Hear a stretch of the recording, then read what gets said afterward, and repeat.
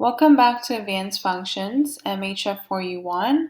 This is still a Rational Functions chapter. In this lesson number 4, we're going to learn how to solve a rational equations. Now first, what is a rational equation? Well, to solve a rational equations that we looked at P of x over Q of x, where both of them are polynomial in the numerator and the denominator.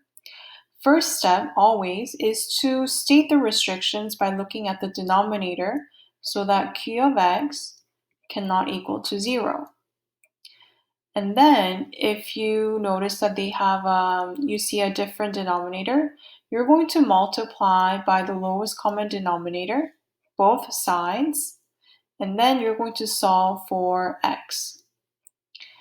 And then you're going to verify that your solution is under the circumstances of the restriction, going back, okay? And you can verify your solution by substitution if it's needed or if it's asked. Let's start. So question number 1, where the question is solve. So first thing is, you will notice that the denominator is different.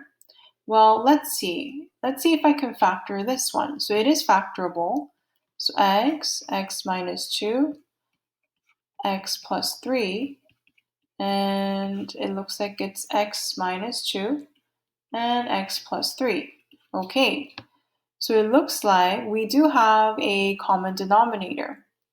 So what we're going to do, we're going to multiply both sides by the lowest common denominator, which is x minus 2, x plus 3, and x minus 2 and x plus 3 to the whole thing here. Okay, so you will notice that if I were to multiply, these two cancel out, top and bottom. So I'm left with 10. Okay, and then x minus 2 over here, it cancels out, so I'm left with x times x plus 3. And if I were to multiply this to this one, x plus 3 and x plus 3 cancels out, so I'm left with 2x minus 2. Now keep in mind, I totally forgot to do the first step, which is find the restriction. So to find the restriction, you look at the denominator. So it looks like x cannot be 2 and x cannot be negative 3. And it applies to the same thing. So always start with the restriction. Okay. Now going back to where we left off. So I'm going to do a distributive property here. Same thing. So you're going to collect the like terms. So x squared plus 3x minus 2x minus 4 equals 10. So bring everything to one side. So it's going to be x squared plus x minus 6 equals 0. Now to solve it, you want to factor or use a quadratic formula, but it is factorable. It's x plus 3 and x minus 2. So it looks like for this one, x is equal to negative 3, and for this one, x is equal to 2. Well, check the restriction. So as you can see, we said x cannot be 2 and negative 3. So therefore, even though those are the answer, it doesn't fall under the restriction category. So therefore, there are no solutions for this rational equations. Question number 2. Again, we're solving. So as you can see, nothing is factorable. It's already factored in simplest form. So we can see that the denominator, the restriction, so we said 2x plus 3 equals 0. Okay, so x is equal to negative 3 over 2. Same thing for this one. 3x minus 2 equals 0. So x is equal to 2 over 3. So it looks like for my restriction, x cannot be negative 3 over 2 and 2 over 3. Okay. And so then let's find the lowest common denominator. So I'm going to multiply this side by 2x plus 3, okay? And I'm going to multiply this side by 3x minus 2, okay? So therefore, so when you do it, so that because the lowest common denominator in this case, I'm going to make it 3x minus 2 and 2x plus 3.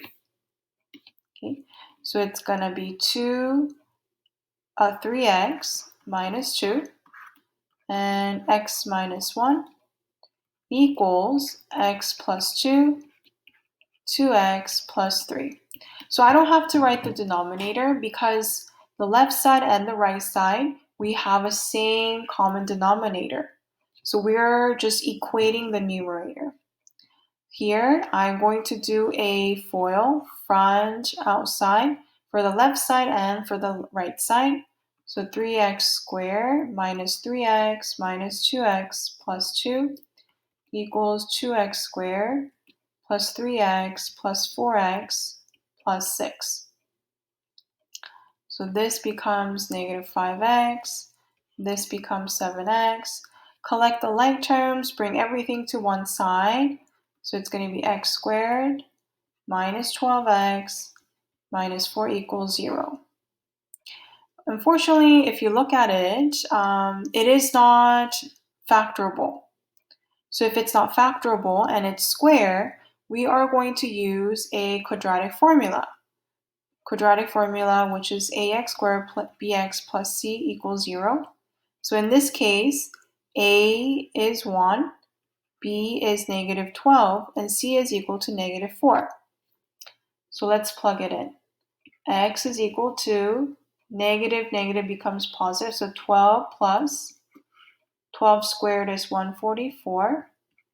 4 times negative 4, negative becomes 16 over 2. Now, if you want to remind yourself, the formula looks like this. Negative b plus or minus b squared minus 4ac over 2a. Okay, so if I simplify, it's going to be 12 plus or minus 160 over 2. I can simplify root of 160 is going to be 4 times 4, 16. So it's 4 square root 10, right? So 12 plus or minus 4 square root 10 over 2, it cancels out. X is equal to 6 plus or minus 2 square root 10. Now let's double check. Is it under the restriction? Does it violate it over here? Nope, it doesn't. So therefore, my intercept, the solving for x, is the two answers over here. Now, there is a shortcut. All you need to think about when you are solving for x is that you want to make it equal to 0, meaning as long as the numerator is equal to 0, it will satisfy the equation if the restrictions are satisfied, meaning that it doesn't violate it. Okay, so always for most, you have to state the restriction first, and then finally, after you find your answer, see if it's under that domain of restriction. Okay, so let's see. So solve x squared plus x minus 2. Okay, as always, let's state the restriction.